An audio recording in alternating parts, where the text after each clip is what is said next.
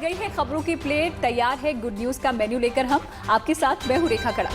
नमस्कार, मैं हूं आपके साथ रोमिता तिवारी। स्वागत है आप सभी का लंच टाइम में। खबरों की रफ्तार वही है लेकिन परिभाषा थोड़ी नई है। हम आपको ट्रेंडिंग न्यूज से लेकर वायरल न्यूज तक हर अहम खबर आज लंच टाइम में दिखाएंगे, लेकिन शुरुआत 5 मिनट में 25 बड़ी खबरों के साथ।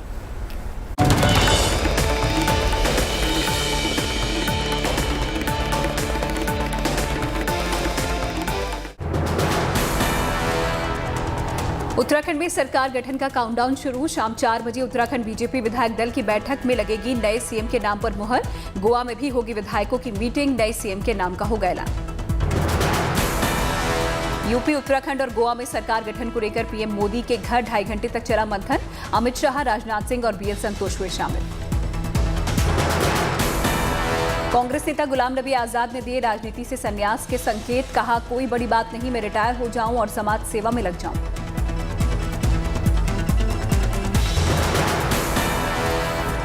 आर्टिकल 370 खत्म करने के बाद पाक अधिकृत कश्मीर पर सरकार पूरा करेगी वादा। केंद्रीय मंत्री जितेंद्र सिंह का बयान। पीएम मोदी कराएंगे आजाद। कश्मीर फाइल्स पर बढ़ते सियासी विवाद के बीच योगी से मिली फिल्म की टीम। बोले, कार्यवाहक मुख्यमंत्री, लोगों तक पहुंचा 32 सालों से छिपा धन।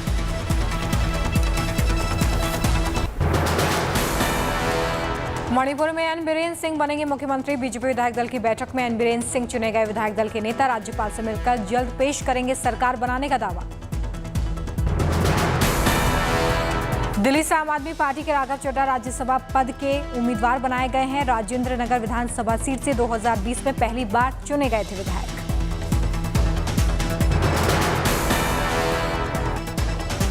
तैंतीस साल के राघव चड्ढा होंगे अब तक के सबसे युवा राज्यसभा सांसद। इससे पहले 35 साल की मैरी कॉम बनी थी सबसे युवा सांसद। प्रोफेसर संदीप पाठक का नाम भी सामने आया है। क्रिकेटर हरभजन सिंह को भी मौका दिया गया है राज्यसभा के लिए। आम आदमी पार्टी ने पंजाब से राज्यसभा उम्मीदवार के चौथे नाम की भी घोषणा कर दी है। लवली यूनिवर्सिटी के चांसलर अशोक मित्तल को मौका दिया गया है।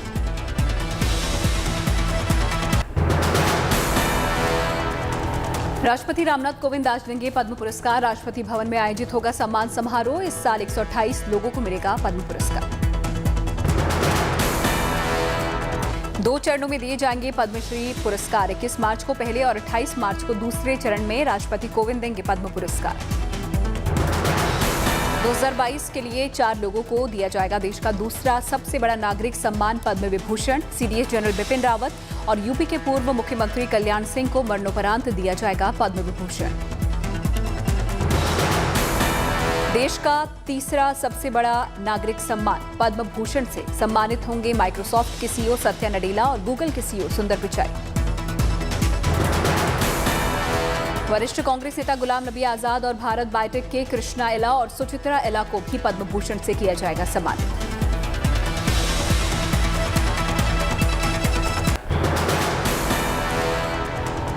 प्रधानमंत्री नरेंद्र मोदी आज ऑस्ट्रेलियाई पीएम स्कॉट मॉरिसन के साथ वर्चुअल शिखर सम्मेलन में लेंगे हिस्सा। मॉरिसन करेंगे 1500 करोड़ के निवेश का ऐलान। अविश्वास प्रस्ताव से पहले भारत की तारीफ में इमरान खान ने कहा कि हिंदुस्तान की विदेश नीति आजाद, वहां अपने लोगों के लिए बनती है पॉलिसी। रूसी हमले से तबाही के बीच जेलेंस्की की चेतावनी। बोले, पुतिन से बातचीत के लिए तैयार, लेकिन सफल नहीं मुलाकात तो शुरू हो सकता है तीसरा विश्व युद्ध। जंग के 25वें दिन रूस हुआ आक्रामक। यूक्रेन के मारियोपोल में स्कूल पर बरसाए बम। 400 यूक्रेन के लोगों ने ली थी शरण। रूस ने माइकोलाइव में हाइपरसोनिक मिसाइल से किया हमला। मॉस्को का दावा, यह था हाइपरसोनिक मिसाइल से दूसरा हमला।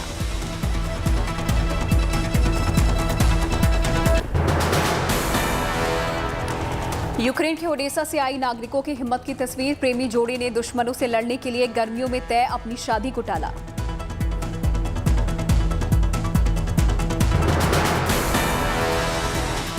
रूस यूक्रेन जंग के बीच अमेरिका ने बाल्कन देश बुल्गारिया में भेजा स्ट्राइकर जंगी हथियारों का जखीरा। मध्य प्रदेश के खरगोन में ओखलेश्वर मंदिर में 46 साल में लगातार चल रहा है अखंड रामायण का पाठ। मंदिर का नाम वर्ल्ड बुक ऑफ रिकॉर्ड में हुआ दर्ज। फिल्म के प्रमोशन करने का जरिया बन रही है गुजरात के नर्मदा जिले में बनी statue of unity. Director S Rajamouli ने किया अपनी आने वाली फिल्म 3R का प्रमोशन। मुंबई में मिस यूनिवर्स 2021 हरनाज कौर संधू का स्वागत। हरनाज ने मुंबई के लोगों को समर्पित किया अपना सम्मान।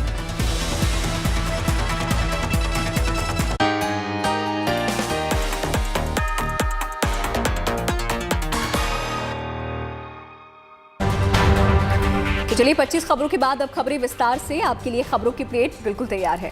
तो चलिए शुरुआत करते हैं ट्रेंडिंग न्यूज के साथ।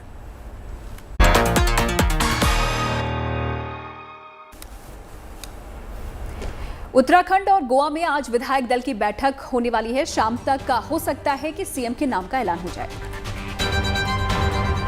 पीओके पर केंद्रीय मंत्री जितेंद्र सिंह का बड़ा बयान सामने आया है। आर्टिकल 370 हटाने के बाद पीओके की आजादी को संकल्प उन्होंने बताया। जंग के 26वें दिन यूक्रेन की सेना डटकर कर रही है रूस का मुकाबला। जेलेंस्की ने कहा, बातचीत सफल नहीं हुई तो तीसरा विश्व युद्ध है। अंडमान निकोबार में साल के पहले साइक्लोन असनी की चेतावनी जारी की गई है। तूफान से पहले 4.3 तीव्रता का भूकंप भी आया है। दिल्ली समेत पूरे उत्तर भारत में चढ़ा पारा। मार्च में ही मई जैसी तपिश का एहसास। तो चलिए शुरुआत करते हैं लंच टाइम की। 90 के दशक में कश्मीरी पंडितों के पलायन और उनकी व्यथा को दिखाती द कश्मीर फाइल्स फिल्म को क्रिटिक्स की खूब तारीफें मिल रही हैं। दर्शकों का प्यार भी मिल रहा है और हर गुजरते दिन के साथ सिनेमा प्रेमियों का प्यार बढ़ता चला जा रहा है। बॉक्स ऑफिस पर फिल्म बम्पर कमाई कर रही है और रिकॉर्ड पर रिकॉर्ड बनाई जा रही है। The Kashmir files super duper hit film लगान बाहुबली 2 के क्लब में भी शामिल हो गई है। कुछ मायनों में तो नया रिकॉर्ड भी द कश्मीर फाइल्स ने कायम कर लिया है। तब कश्मीर छोड़कर जाने को कहा। हमारे लोग मर रहे हैं सर। कश्मीर चल रहा है, खुलेआम कश्मीरी हिंदुओं का कत्ले आम हो रहा है। पंडितों को किसी ने नहीं भगाया, वो खुद भागे गवर्नर से मिले। कश्मीरी पंडितों के दर्द को सिल्वर स्क्रीन पर जब जुआ मिली, दिल का गुबार फूट पड़ा। दर्द का दरिया बह उठा, एक सुनामी आई और दर्शक सिनेमा घरों की ओर खींचते चले गए।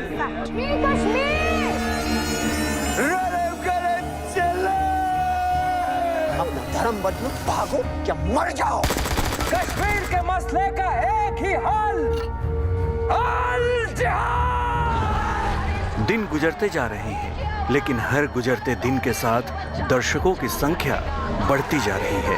फिल्म की कमाई बढ़ती जा रही है, रिकॉर्ड पर रिकॉर्ड बनते जा रहे हैं। बॉक्स ऑफिस पर द कश्मीर फाइल्स की बम्पर कमाई का सिलसिला हर गुजरते दिन के साथ बढ़ता जा रहा है। एक ही अंत है, विनाश, मौत। तो मौत के डर से मैं भी कायर बन जाऊं। बम मुझ पर फटा था, तुम पर नहीं। पद्मश्री मुझे ऐसे ही नहीं मिला ना। पद्मश्री आपको सरकार ने खामोश रहने के लिए दी। दर्शक कहीं के भी हो, दर्शक कोई भी हो, फिल्म हर किसी के दिल को छू रही है। जो भी फिल्म देखने के लिए सिनेमा हॉल के अंदर गया है, बाहर आंखें नम करके लौटा है।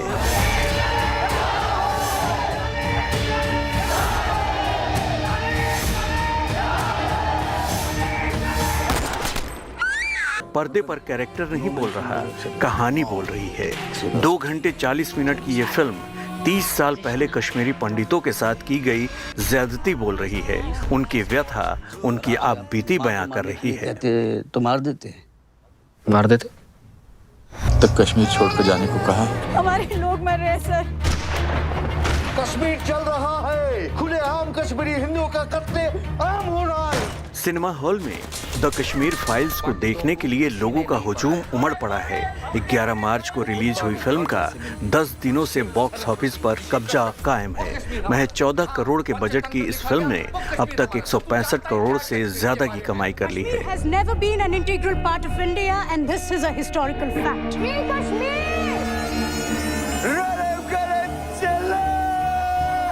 अपना धर्म बदलो, भागो क्या मर जाओ। कश्मीर के मसले का एक ही हल, रिलीज के दूसरे हफ्ते में फिल्म 150 करोड़ के क्लब में शामिल हो गई। फिल्म ने 10 दिनों में अब तक 168 करोड़ का कलेक्शन कर लिया है। रिलीज के 8वें दिन फिल्म ने दंगल के 8वें दिन के कलेक्शन 18.59 करोड़ का रिकॉर्ड ब्रेक किया। बाहुबली 2 के बाद द कश्मीर फाइल्स ही ऐसी फिल्म है जिसने रिलीज के दूसरे हफ्ते में 73 करोड़ का कलेक्शन किया है। ये अपने आप में रिकॉर्ड है।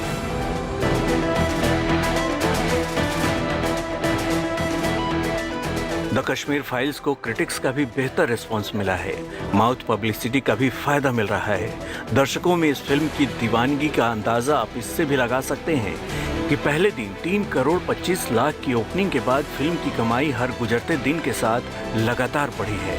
रिलीज के दूसरे दिन 8 करोड़ 25 लाख रुपए, तीसरे दिन 15 करोड़ रुपए, चौथे दिन 15 करोड़ रुपए, पांचवें दिन 17 करोड़ 75 लाख रुपए, छठे दिन 18 करोड़ 25 लाख रुपए का कलेक्शन किया, सातवें दिन 18 करोड़, आठवें दिन 19 करोड़, नौवें दिन 24 करोड़ और 10वें दिन सबसे ज्यादा 27 करोड़ का कलेक्शन किया।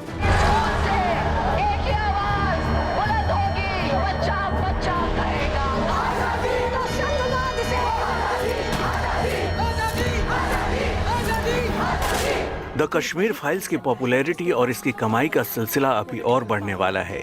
उत्तर भारत में इसकी जबरदस्त कामयाबी को देखते हुए मेकर्स ने इसे तमिल, तेलुगु और मलयालम में डब करना शुरू कर दिया है। जल्द ही इसे साउथ में भी रिलीज किया जाएगा। मुमकिन है कि आने वाले दिनों में द कश्मीर फाइल्स ब्लॉकबस्टर साबित हो तो कोई हैरत नहीं होगी। Bureau report, good news today. घसीटा जाएगा और उन पर रेप चार्जेस लगाए जाएंगे तो ये सताए हुए लोग गन से उठाएंगे सर। कश्मीरी पंडितों ने तो कभी कोई बंदूक नहीं उठाई। द कश्मीर फाइल्स एक ऐसी फिल्म जिसने कश्मीरी पंडितों के दर्द और पलायन से पूरे देश को झकझोर कर रख दिया है, जिससे इस फिल्म की चर्चा चारों तरफ हो रही है। पीएम मोदी ने कश्मीर फाइल्स फिल्म देखने की अपील भी की और कश्मीरी पंडितों का पलायन और उनके दर्द को इस फिल्म में इस तरह से उकेरा गया है कि दर्शक अपने आंसुओं को रोक नहीं पा रहे। तो वहीं इस फिल्म को क्रिटिक्स और दर्शकों का भी खूब प्यार मिल रहा है। लाजिम है कि हम भी देखेंगे, हम देखेंगे वो दिन के जिसका वादा है, जो लोहे अज़ल में लिखा है, हम देखेंगे। गवर्नमेंट भले ही उनकी हो कृष्णा, लाजिम है कि हम भी देखेंगे, सिस्टम तो हमारा है। देखेंगे।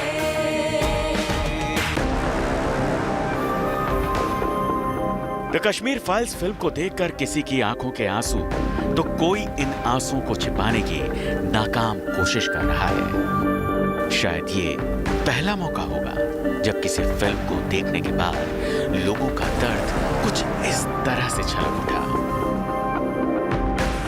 रात तक कश्मीर छोड़कर जाने को कहा। हमारे लोग मर रहे हैं सर। कश्मीर चल रहा है, खुलेआम कश्मीरी हिंदुओं का कत्ले आम हो रहा है। पंडितों को कश्मीरी पंडितों के नरसंहार की दर्जनों कहानियां सुनी गई। सिल्वर स्क्रीन पर भी फिल्म के जरिए उन्हें दिखाया गया, लेकिन कश्मीर में जो कुछ भी हुआ बेहद दर्दनाक था। उसे पर्दे पर दिखाना कतई आसान नहीं था, लेकिन विवेक अग्निहोत्री ने अग्निपथ पर चलकर वो कर दिखाया। धर्म बदलो, भागो या मर जाओ। कश्मीर के मसले का एक ही हल,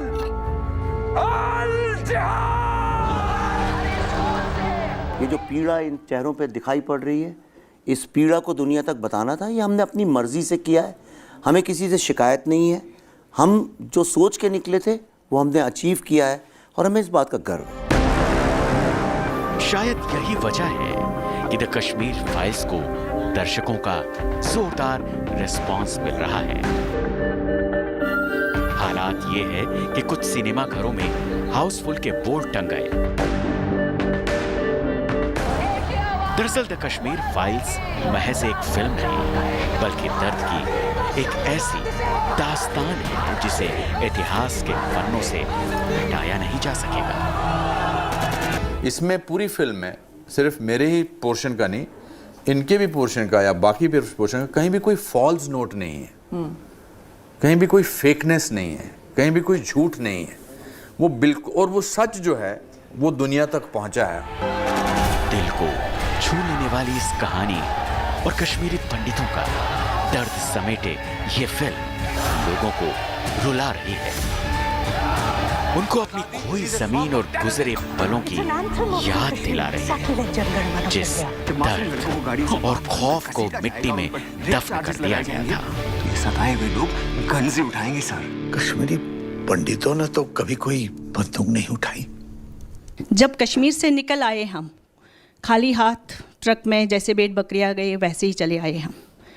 मेरे डैडी ने 3 मंजिल का घर बनाया था। बोला क्या करने जाना है, कील ठोको। तीसरा चल रहा था, वापस आना है 3 महीने के बाद। वो तो हुआ ही नहीं। वैसे तो इस फिल्म में किरदार अलग अलग हैं, लेकिन सबका दर्द एक जैसा है। शायद विवेक अग्निहोत्री की ये फिल्म उनके दर्द पर किसी मरहम का काम करे।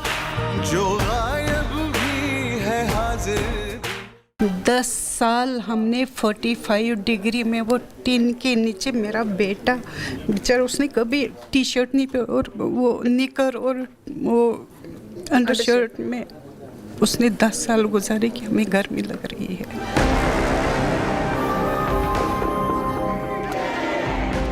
द कश्मीर फाइल्स फिल्म की जोरदार चर्चा हो रही है। कुछ इस फिल्म की तारीफ कर रहे हैं तो कुछ इस फिल्म के खिलाफ हैं, लेकिन इन तमाम चर्चाओं को दरकिनार करते हुए इस फिल्म की दास्तान कहती जा रही है।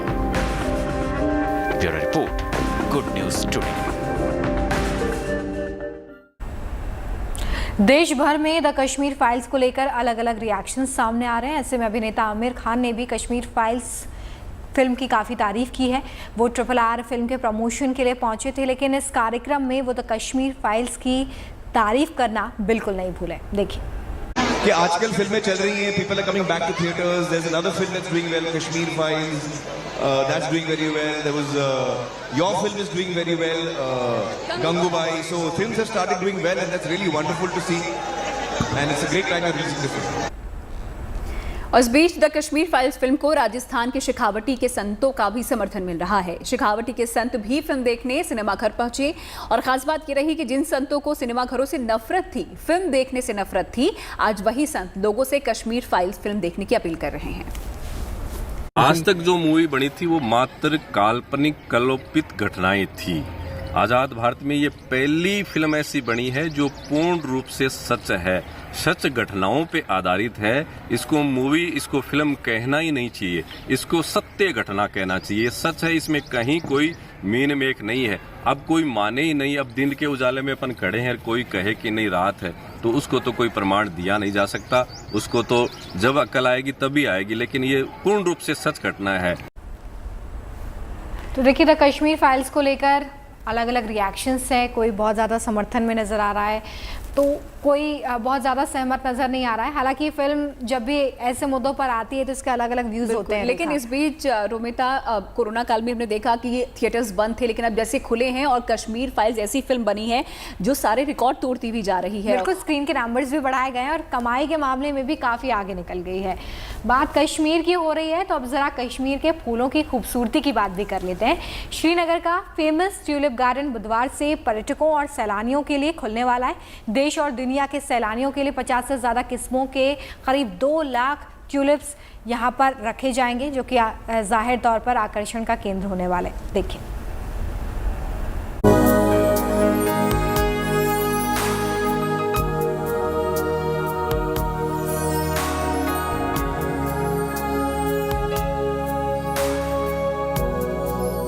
ये है एशिया का सबसे बड़ा ट्यूलिप गार्डन।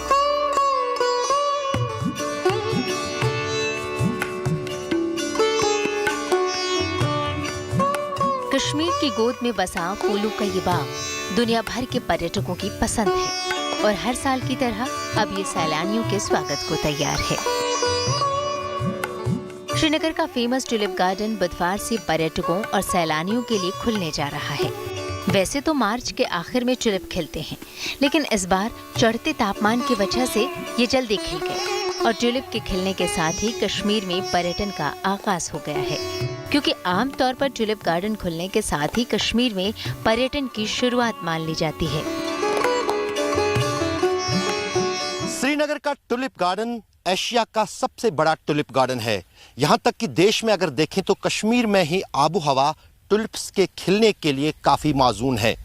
मार्च के अंत तक ये टुलिप गार्डन दर्शकों, आम लोगों और पर्यटकों के लिए खोला जाता है, लेकिन इस साल मार्च के मध्य में ही टुलिप गार्डन के फूल खिलने लगे क्योंकि तापमान में अचानक मार्च के महीने के दौरान कश्मीर में बढ़ोतरी देखी गई। श्रीनगर की जबरवन पहाड़ों की तलहटी में बना ये टुलिप गार्डन एशिया का सबसे बड़ा टुलिप गार्डन है। 50 से ज्यादा किस्म के 20 लाख टुलिप इस गार्डन में लगाए गए हैं। लाखों की तादाद में पर्यटक इन फूलों की खूबसूरती निहारने यहाँ आते हैं। हर बार की तरह इस बार भी टुलिप गार्डन में टुलिप की कुछ नई वैरायटी को शामिल किया गया है ताकि जो पर्यटक हर साल इधर का रुख करते हैं उन्हें कुछ नया देखने को मिले। इस साल हमारे यहाँ पे अबाउट 68 वैरायटीज़ ऑफ ट्यूलिप्स है, जिसमें 6 वैरायटीज़ हमने नई लाई हुई है। साथ साथ में डेफोडिल्स हैं, मस्करीज हैं, हाइसिंथ्स हैं और स्प्रिंग ब्लूमिंग ट्रीज़, श्रब्स, वो भी यहाँ पे आपको टूरिस्ट को देखने के लिए मिलेंगे। और हम इंशाल्लाह हमारा एक अंदाज़ा है कि ये सीज़न भी हमारा इंशाल्लाह अच्छा ही निकलेगा। पिछले 2 सालों में कोरोना काल में भी टुलिप गार्डन देखने वाले पर्यटकों का आना जारी रहा। इसलिए उम्मीद की जा रही है कि अब जबकि कोरोना का साया लगभग खत्म हो गया है, इस बार ज्यादा संख्या में पर्यटक इधर का रुख करेंगे। एक्चुअली हमारे 2.25 लाख आए थे, लेकिन 80,000 हमारे जो है बाहर के टूरिस्ट आए थे जो बाकी स्टेट से आए हैं पिछले साल। लेकिन इस साल हमारा अंदाज़ा है कि उससे ज़्यादा है, क्योंकि आपको पता है 2 साल से there has been no activity, people have got no chance to visit any recreational places, so now they have got a chance to come here and visit this places. अलग अलग रंगों में ताजगी से भरे ये फूल न सिर्फ आंखों को सुकून देते हैं बल्कि आपसे बहुत कुछ कहते से लगते हैं। यही वजह है कि 2 पल सुकून के बिताने के लिए इन फूलों की खूबसूरती और ताजगी को अपने भीतर उतारने के लिए लोग दूर दूर से यहाँ आते हैं। हर साल हजारों की तादाद में पर्यटक उस घड़ी का इंतजार करते हैं जब श्रीनगर का ये टुलिप गार्डन पर्यटकों के लिए खोल दिया जाता है। अब की बार 23 मार्च से श्रीनगर का ये टुलिप गार्डन पर्यटकों और आम लोगों के लिए खुला छोड़ दिया जाएगा। तारिक लोन के साथ अशरफ वानी, good news today, tulip garden Srinagar. और चलिए बात कर लेते हैं पाकिस्तान के प्रधानमंत्री इमरान खान की, जिनका हृदय परिवर्तन हो रहा है। सियासी संकट और प्रधानमंत्री की कुर्सी पर खतरा मंडरा रहा है और इसी खतरे के बीच पाकिस्तानी प्रधानमंत्री इमरान खान ने भारत की जमकर तारीफ की। भारत के खिलाफ प्रोपेगेंडा फैलाने में जुटे इमरान अचानक भारत के बड़े फैन बन गए हैं और उनके इस बदलते अंदाज से हर कोई हैरान है। देखिए रिपोर्ट।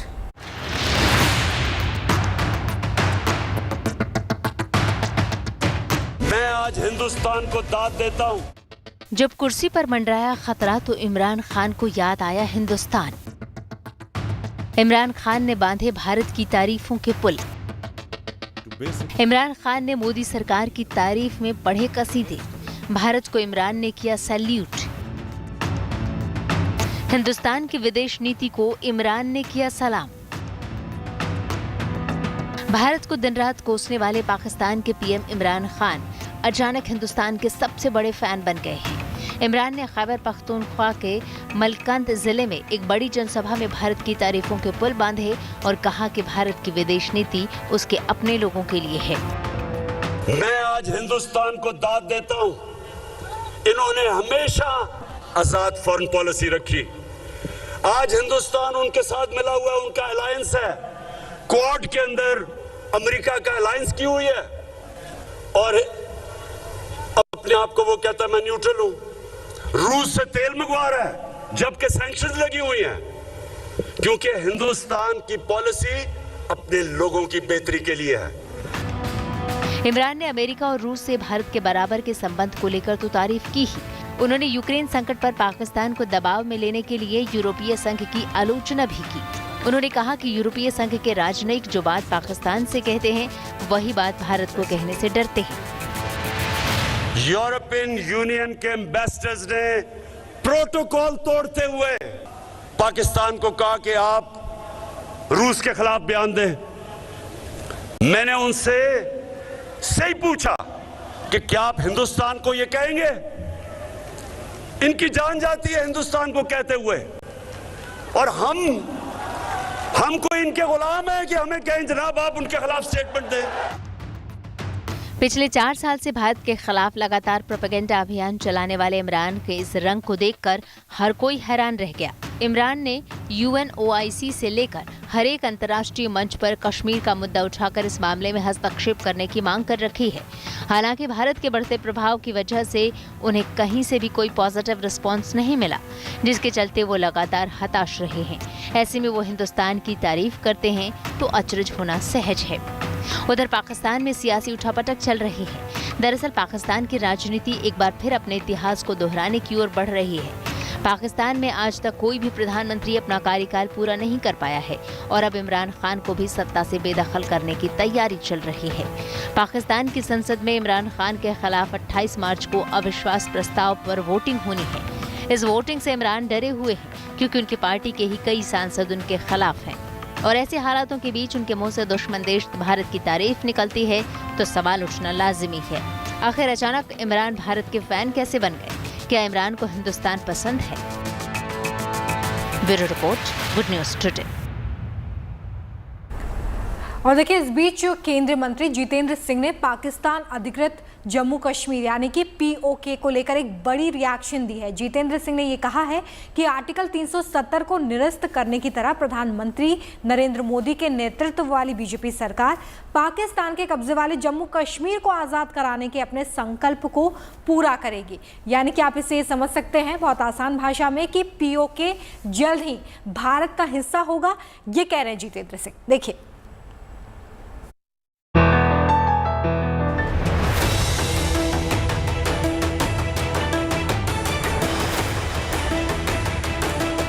आर्टिकल 370 झांकी है, POK पर पिक्चर अभी बाकी है। करीब 2.5 साल पहले 5 अगस्त 2019 को भारत ने जम्मू कश्मीर के विशेष दर्जे को खत्म कर अनुच्छेद 370 की बेड़ियों से राज्य को आजाद कराया। तब पूरे हिंदुस्तान से यही एक आवाज उठी थी और अब 2.5 साल बाद ये संकल्प एक बार फिर बुलंद किया गया है।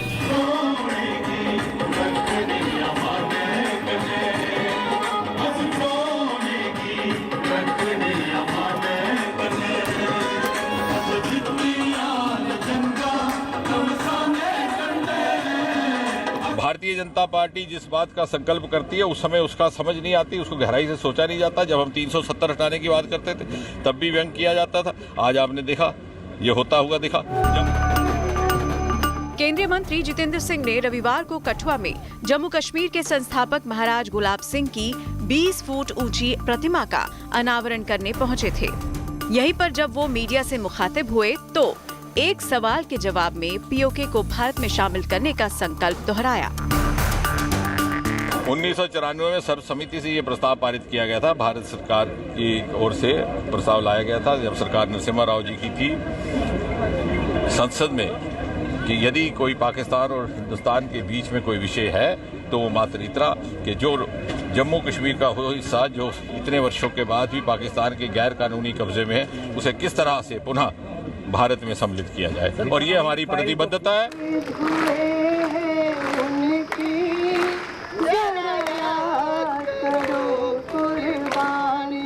27 अक्टूबर 2019 को जब प्रधानमंत्री मोदी दिवाली मनाने जम्मू कश्मीर के राजौरी में सेना के बीच पहुंचे थे, तब उन्होंने कश्मीर के एक हिस्से पर पाकिस्तान के अवैध कब्जे को लेकर अपनी कसक जाहिर की थी। जम्मू कश्मीर को कब्जा करने के लिए उन्होंने षड्यंत्र किए, भारत की पीठ में खंजर गाड़ने की कोशिश की, कुछ हिस्सा उनके हाथ चला गया, गैर कानूनी तरीके से कब्जा करके रखा हुआ है और वो कसक अभी भी हमारे दिलों में है। तब से लेकर अब तक भारत कई बार POK को लेकर अपनी प्रतिबद्धता जाहिर करता रहा है। करीब 2 साल पहले मौसम विभाग ने वेदर बुलेटिन में पहली बार पीओके के इलाकों को शामिल कर भारत के संकल्प की झलक दिखाई थी और अब केंद्रीय मंत्री ने पीओके को लेकर संकल्प दोहराया है। तो क्या माना जाए कि पीओके को भारत का अभिन्न हिस्सा बनाने का वो वक्त अब आ गया है। जम्मू से सुनील जी भट्ट के साथ bureau report, good news today.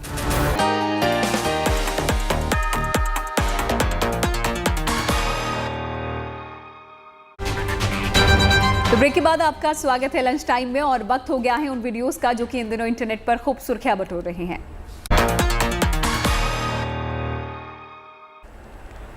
एक नन्ही बच्ची की स्मार्टनेस इन दिनों सोशल मीडिया पर लोगों का दिल जीत रही है। बच्ची अपनी छोटी सी साइकिल से एक व्यक्ति को ठोकर मार देती है। जब वो व्यक्ति पीछे मुड़कर देखता है तो बच्ची फौरन जमीन पर लेट जाती है। बच्ची की इस एक्टिंग से लोग काफ़ी प्रभावित हो रहे हैं और यहाँ पर बच्ची ऐसे रिएक्ट कर रही है जैसे उसे भी चोट लगी है। बच्ची को ज़मीन पर लेटा देख वो व्यक्ति परेशान हो जाता है। इस मज़ेदार वीडियो में लोग बच्ची की होशियारी की तारीफ करते नहीं थक रहे।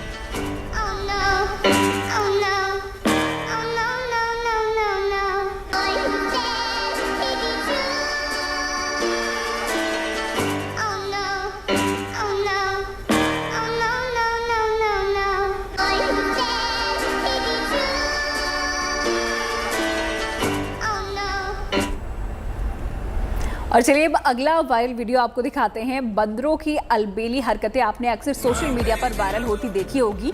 इस बार एक बंदर का साइकिल चलाने का अंदाज लोगों को खूब पसंद आ रहा है। बंदर साइकिल पर अकेला नहीं, वो दूसरे बंदर को भी साथ बिठाकर सैर पर निकले। इंसान भले ही कई बार स्वार्थी हो जाए लेकिन बेजुबान हमेशा दूसरों का ख्याल रखते हैं। हंसों का ये जोड़ा इसकी मिसाल बन गया है। ये पानी के किनारे हंसों के लिए दाना रखे हुए हैं लेकिन ये दाने वो खुद खाने की बजाय पानी में मछलियों को खिला रहे हैं। हंस अपने मुंह से दोनों को उठाते हैं और फिर पानी में मछलियों को खिला देते हैं। ये वीडियो खूब वायरल हो रहा है।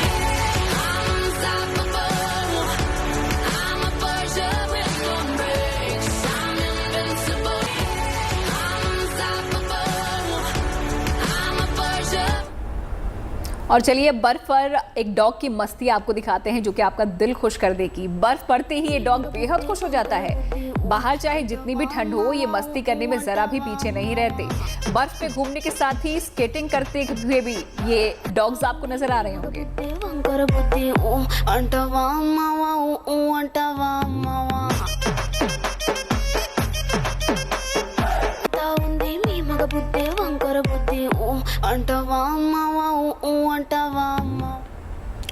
वॉलीबॉल की ये टीम आपको हैरान कर देगी। डॉग्स की इस टीम को वॉलीबॉल खेलने में महारत हासिल हो गई है। सभी डॉग एक साथ मिलकर बॉल को नीचे गिरने ही नहीं देते। डॉग्स का ये मजेदार वीडियो लोगों को खूब पसंद आ रहा है।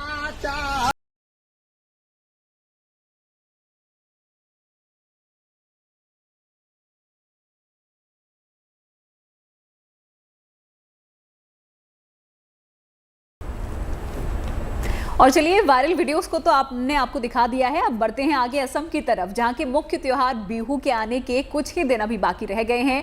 2 साल बिहू पर कोरोना की वजह से पाबंदी लगी रही, लेकिन अब जबकि कोरोना से राहत मिल गई है तो बिहू भी इस साल जोर शोर से मनाने की तैयारी चल रही है। एक पाठशाला के जरिए लड़कियों को बिहू डांस और जो गीत है वो सिखाया जा रहा है, पारंपरिक शिक्षा दी जा रही है। आप भी देखिए।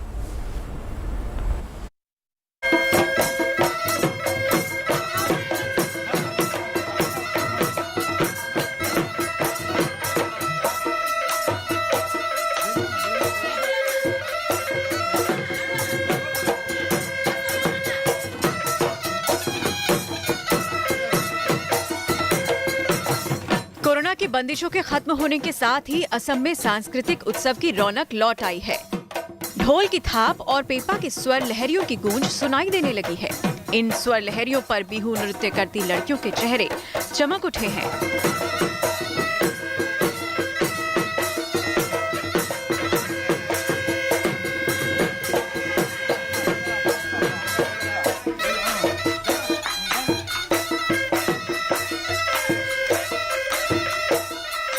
छोटी छोटी बच्चियों से लेकर बड़ी लड़कियों और महिलाओं पर बिहू का खुमार चढ़ चुका है। बिहू से पहले ही त्योहार की तैयारियां शुरू हो गई हैं। कोरोना काल में 2 साल तक पर्व त्योहार पर ब्रेक लग गया था, जिससे असम का लोकप्रिय उत्सव बिहू भी आयोजित नहीं किया जा सका।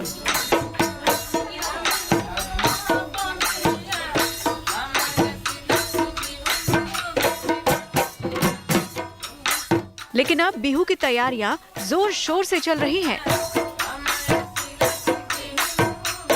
बिहू नृत्य की पाठशाला फिर से शुरू हो गई है।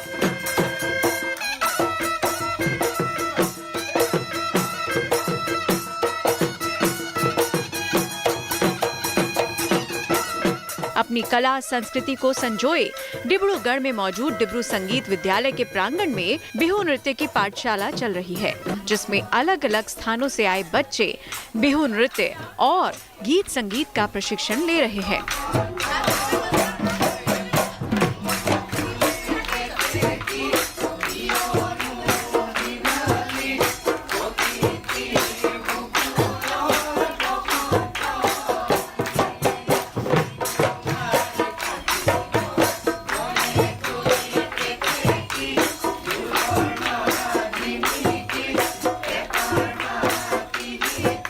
दो साल तो बंद था, कोविड हुआ था, इसलिए तो हम लोग का कोई बिहू का प्रैक्टिस भी नहीं हुआ था। तो इसलिए मतलब 2 साल बहुत अच्छा नहीं लगा था, बिहू नहीं हो रहा था, इसलिए हम लोग का कुछ भी मतलब अच्छा नहीं लगता।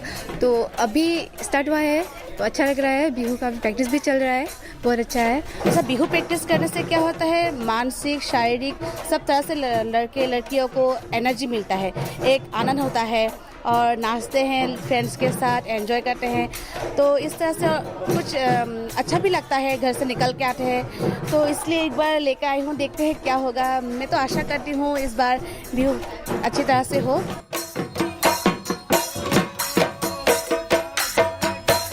बिहू प्राचीन काल से असम में मनाया जाता है।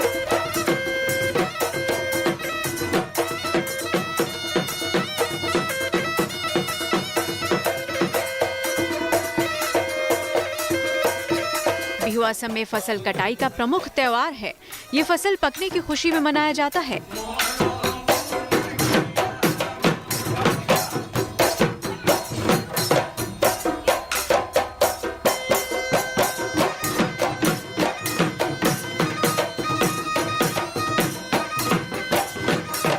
खास शैली के नृत्य और गीत संगीत के जरिए असम के लोग इसे खूब मस्ती और धूमधाम से मनाते हैं।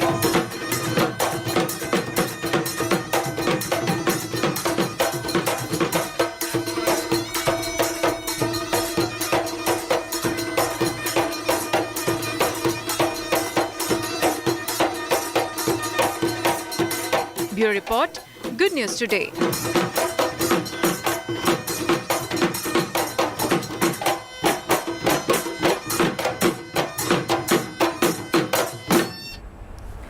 और आइए अब आपको एक खूबसूरत हेरिटेज पार्क की सैर कराते हैं। दिल्ली के लाल किले के ठीक सामने चरती लाल गोयल हेरिटेज पार्क दिल्ली और देश के लोगों के लिए तैयार हो गया बनकर। उत्तरी दिल्ली नगर निगम के इस पार्क का उद्घाटन रविवार को राष्ट्रपति रामनाथ कोविंद ने किया है। देखिए इस पार्क की झलक।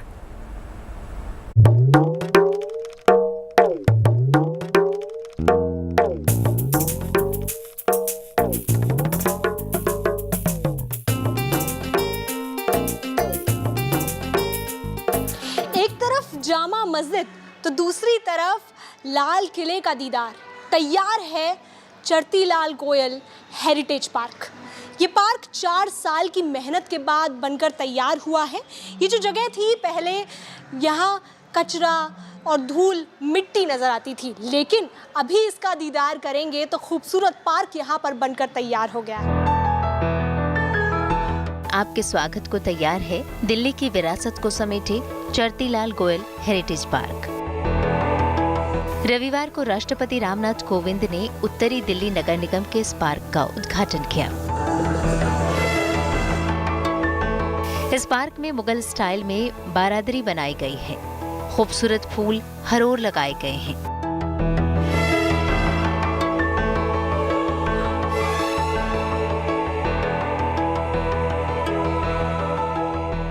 बेकार पड़ी इस जमीन को हेरिटेज पार्क में तब्दील करने में 4 साल का वक्त लग गया। खूबसूरती और सकारात्मक ऊर्जा बिखेरते इस पार्क को बनाने के पीछे पूर्व केंद्रीय मंत्री विजय गोयल की सोच रही।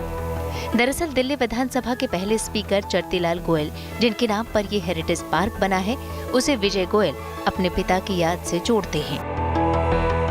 देखिए, इस पार्क की कल्पना मैंने 2017 में की थी। तब मैं राज्यसभा का मेंबर था और केंद्र में मंत्री था जाके, क्योंकि मेरे को हेरिटेज और चांदनी चौक से बहुत लगाव है। और मेरे पिताजी अक्सर कहते थे आप चांदनी चौक का, हेरिटेज का डेवलप करना चाहिए आपको। उनका चांदनी चौक वर्षों से ताल्लुक रहा और वो दिल्ली विधानसभा के प्रथम अध्यक्ष रहे जी। तो इस पार्क को हमने शुरू किया था, तब यहाँ उबड़ खाबड़ था, एनक्रोचमेंट्स थी, उनको हटाया। इसमें बहुत साल लग गए, मुकदमेबाजियाँ हुई।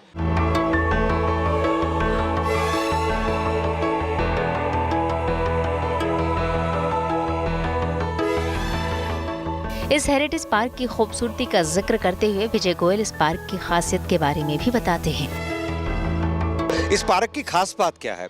इस पार्क की विशेषता ये है कि देश विदेश के पर्यटकों को ये लुभाएगा, क्योंकि जब आप बाहर आएंगे तो आपको चांदनी चौक की चाट, चांदनी चौक के व्यंजन मिलेंगे, साथ में हैंडीक्राफ्ट्स की दुकानें आपको देखने मिलेंगी। जब अंदर आएंगे तो पार्क के अंदर वो सब चीज़ें होंगी जो एक हेरिटेज हवेलियों में हुआ करती थी। उसके अंदर आर्च होगी, उसमें छज्जे होंगे, उसमें आर्चिस होंगे, उसमें पिलर्स होंगे, ये सारी चीज़ें होंगी। और उसके साथ साथ यहाँ पर गंगा जमुनी तहजीब से परफॉर्मेंसेस होंगी, तो लोगों को ऑल इन वन मिलेगा यहाँ पर इस पार्क के अंदर। इस हेरिटेज पार्क को बनाने में कई सांसदों ने भी दिलचस्पी दिखाई और अपने स्तर पर सहयोग भी किया। राज्यसभा सांसद रूपा गांगुली ने भी इस पार्क को बनाने में 2 करोड़ रुपए का सहयोग दिया। हालांकि उनका कहना है कि उन्होंने जनता के पैसे को जनता के काम में लगाया। ये विजय जी ने बोला कि इतना अच्छा खूबसूरत सा चीज हो रहा है, तो मैंने बोला ये तो बहुत अच्छी बात है। तो मेरा पैसा तो है नहीं, देखिए कोई एमपी का ये पर्सनल पैसा होता नहीं है, ये एमपी लैड का पैसा होता है, जनता का ही पैसा होता है, देश का ही पैसा होता है। तो ये बहुत बड़ा मौका मेरे लिए भी है कि चरतीलाल जी के इतना खूबसूरत सा एक उनके नाम से हेरिटेज पार्क बना रहेगा। देश विदेश से लोग आएंगे, यहाँ घूमने आएंगे, देखे आएंगे, उनका नाम रोशन होगा। इस पार्क का डिजाइन लाल किले की तर्ज पर नजर आता है। यहाँ मुगल अंदाज में छतरी भी लगाई गई है। लाल रंग के लैंप भी पार्क में लगाए गए हैं।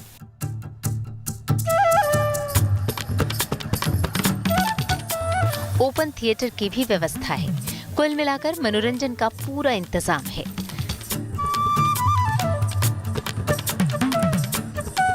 तो आपके लिए अच्छी खबर ये है कि पार्क अब आम जनता के लिए खुल गया है। दिल्ली से श्रुतिका के साथ bureau report, good news today. और चलिए बात कर लेते हैं मौसम के मिजाज की। दिल्ली एनसीआर में पारा 36 डिग्री के पार होने से गर्मी अचानक बढ़ गई। रविवार को तो दिल्ली के कुछ इलाकों में तापमान 40 डिग्री सेल्सियस तक पहुंच गया। मौसम विभाग की माने तो इस सप्ताह गर्मी से राहत मिलने के आसार नहीं है और गर्मी से बचने के लिए थोड़ी सी सावधानी हमें और आपको बीमार होने से बचा भी सकती है।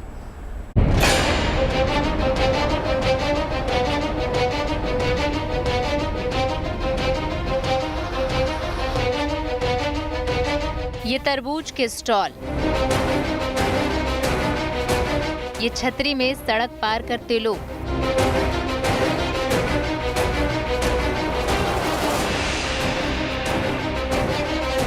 चेहरे पर दुपट्टा लपेटे ये लड़कियां।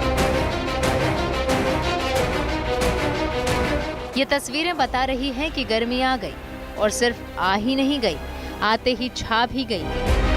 दिल्ली समेत देश के कई हिस्सों में पारा तेजी से चढ़ रहा है। घरों में पंखे के साथ साथ अब एसी भी चलने लगा है। दिल्ली में तो पिछले कई दिनों से तापमान लगातार बढ़ रहा है। रविवार को दिल्ली में इस सीजन का सबसे अधिकतम तापमान दर्ज किया गया। मौसम विभाग के मुताबिक दिल्ली के सफदरजंग और लोधी रोड में 38.3 डिग्री सेल्सियस तापमान रिकॉर्ड किया गया।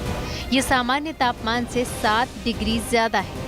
वहीं पीतमपुरा इलाके में अधिकतम तापमान 39.9 डिग्री सेल्सियस दर्ज किया गया, जो लगभग 40 डिग्री सेल्सियस के करीब है। 2013 के बाद ये पहला मौका है जब दिल्ली में मार्च के महीने में इतनी गर्मी पड़ रही है और माना जा रहा है कि आने वाले 6 से 7 दिनों तक दिल्ली वालों को गर्मी से राहत नहीं मिलने वाली। मौसम विभाग का कहना है कि अगले कुछ दिनों तक अधिकतम तापमान 36 से 37 डिग्री सेल्सियस के आसपास रहने की संभावना है। इससे पहले दिल्ली में लू और गर्म हवाओं की चेतावनी जारी करते हुए भारतीय मौसम विभाग ने कहा था कि इस बार गर्मी समय से पहले आई है। मार्च के अंत में राजस्थान में विपरीत चक्रवाती हवाओं का दौर बनता है, जो कि इस बार पहले बन गया। किसी तरह का पश्चिमी विक्षोभ भी सक्रिय नहीं रहा। इसकी वजह से थार मरुस्थल और मध्य पाकिस्तान से गर्म हवाएं आने लगी। सूखी हवा और आसमान साफ होने की वजह से भी न्यूनतम और अधिकतम तापमान में रिकॉर्ड बढ़ोतरी हो रही है। बहरहाल मार्च में ही मई जून जैसी गर्मी से लोग परेशान हैं और फिलहाल राहत के कोई संकेत भी नहीं। Bureau report, good news today. फिलहाल एक बहुत छोटे से ब्रेक के लिए यहाँ पर रुक रहे हैं। आप देखते रहिए लंच टाइम।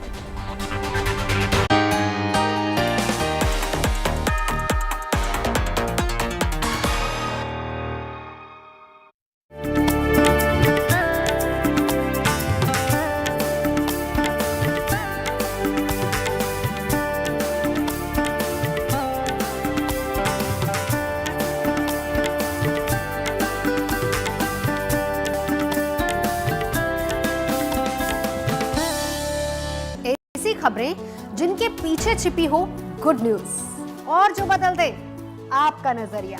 हम लेकर आएंगे ऐसी खबरें, अच्छी खबर, सच्ची खबर, हर रोज रात 8 बजे GNT पर।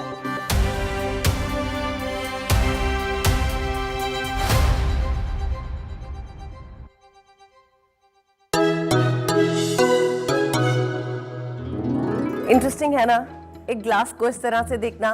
क्या नजर आ रहा है आपको? एक ग्लास मुझे तो आधा भरा लग रहा है। आपको क्या लगता है? आधा भरा हुआ है। आपको? मुझे तो आधा ग्लास फुल ही नजर आता है। अपना अपना नजरिया और अपनी अपनी सोच। GNT यानी गुड न्यूज टुडे, नई उम्मीद जगाने वाला हिंदी न्यूज चैनल। अगर आप भी अपनी गुड न्यूज हमारे साथ शेयर करना चाहते हैं तो बनाइए अपना वीडियो और भेज दीजिए हमें इस WhatsApp नंबर पर 7669958686 या ईमेल करिए mygoodnews@gntv.com पर। दुनिया अच्छाई पर टिकी है। बुराई तो इंसान को डराती है, लेकिन अच्छाई दुनिया चलाती है। मैं अनंत भट्ट आपके लिए लेकर आऊंगा अच्छी खबरें गुड न्यूज टुडे पर।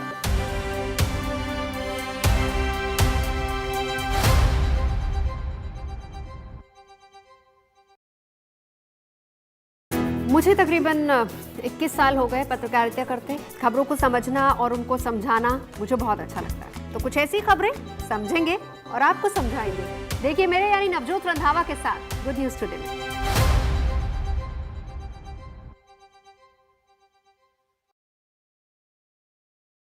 अगर आप भी अपनी गुड न्यूज हमारे साथ शेयर करना चाहते हैं तो बनाइए अपना वीडियो और भेज दीजिए हमें इस WhatsApp नंबर पर 7669958686 या ईमेल करिए mygoodnews@gntv.com पर। अगर आप भी अपनी गुड न्यूज हमारे साथ शेयर करना चाहते हैं तो बनाइए अपना वीडियो और भेज दीजिए हमें इस WhatsApp नंबर पर 7669958686 या ईमेल करिए mygoodnews@gntv.com पर। कौन है वो जो न्यूज को गुड न्यूज नहीं बनने देते? कौन है वो जो आपके चेहरे की मुस्कान को चुराते हैं? कौन है वो जो उपलब्धियों पर जश्न नहीं मनाते हैं? हम ढूंढ कर लाएंगे उन चेहरों को, गुड न्यूज के गुनहगारों को। मैं आशुतोष चतुर्वेदी पूछूंगा उनसे 7 सवाल सिर्फ गुड न्यूज टुडे पर।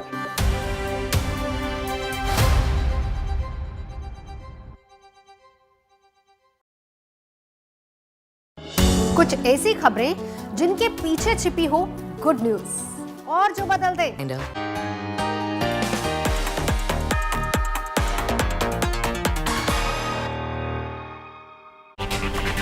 ब्रेक के बाद आपका एक बार फिर से स्वागत है लंच टाइम में और बात कर लेते हैं अब कोविशील्ड वैक्सीन की। दरअसल कोविशील्ड के दूसरे डोज को लेकर लंबा इंतजार कर रहे लोगों के लिए शुभ समाचार है। National technical advisory group on immunisation ने सिफारिश की है कि कोविशील्ड की पहली और दूसरी खुराक के बीच अंतराल को घटाया जाए। उसने सरकार को कोविशील्ड की दूसरी डोज 8 से 16 हफ्तों के बीच करने की राय दी है।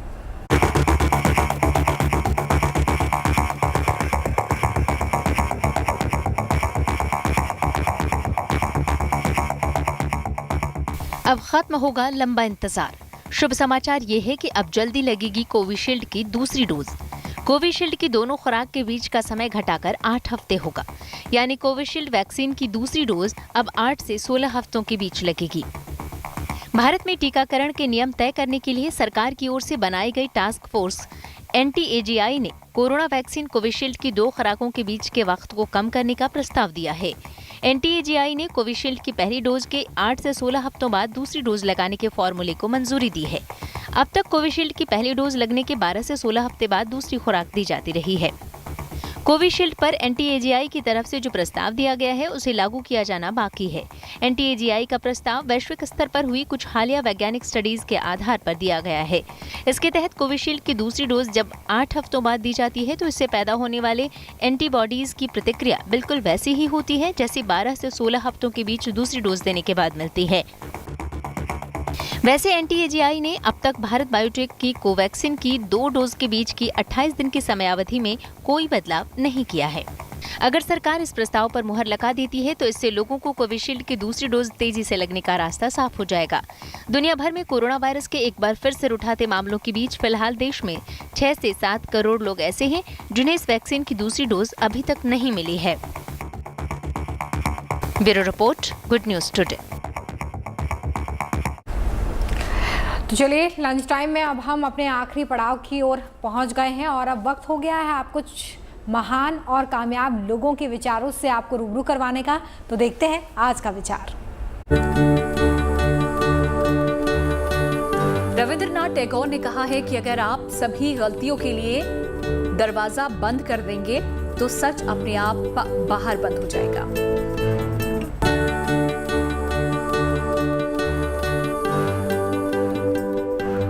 उम्मीद करते हैं कि आज के लंच टाइम में आपको पेट भर जानकारी मिल गई होगी। तो फिलहाल हमें दीजिए इजाजत, लेकिन फिर होगी आपसे मुलाकात।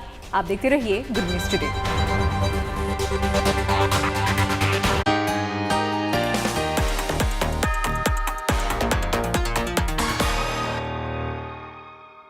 सास बहू और पेटिया में आज आपको बांधेंगे एंटरटेनमेंट की ये हथकड़ी और ले चलेंगे एंटरटेनमेंट के नॉन स्टॉप सफर पर।